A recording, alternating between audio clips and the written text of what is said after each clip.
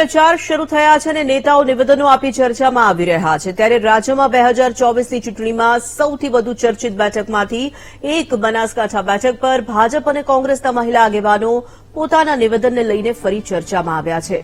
ભાજપ આગેવાન નૌકાબેને જાહેર સભામાં પશ્ચિમ બંગાળનું ઉદાહરણ આપી ગેનીબેનને મમતા બેનર્જી સાથે સરખાવ્યા હતા, જેના પર વળતો પ્રહાર કરતા ગેનીબેને કહ્યું હતું કે મારે નૌકાબેનના સર્ટિફિકેટની જરૂર નથી।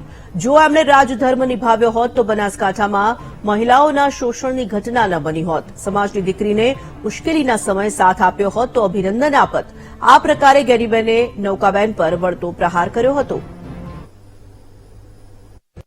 પશ્ચિમ બંગાળની અંદર તમે જોતા હશો કે આજે પશ્ચિમ બંગાળ એક એવું રાજ્ય બની ગયું છે ત્યાં હિન્દુ પગ મૂકી શકતો નથી, ત્યારે ભર બપોરે ત્યાં બેન દીકરીની ઇજ્જત લેવાય છે, તેમ છતાં ત્યાંની સરકાર એમની સામે પગલા ભરતી નથી, પરંતુ એમને પંપાડવાનું કામ કરે છે।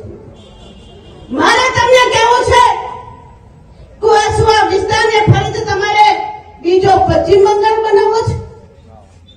આપણા કોંગ્રેસના ઉમેદવાર પણ મમતા બેનર્જી 2 છે મિત્રો। આ તમે જાણો કે હજુ એ કોંગ્રેસના લોકોના લોહીની અંદર હજુ ભ્રષ્ટાચારની બૂ આવે છે।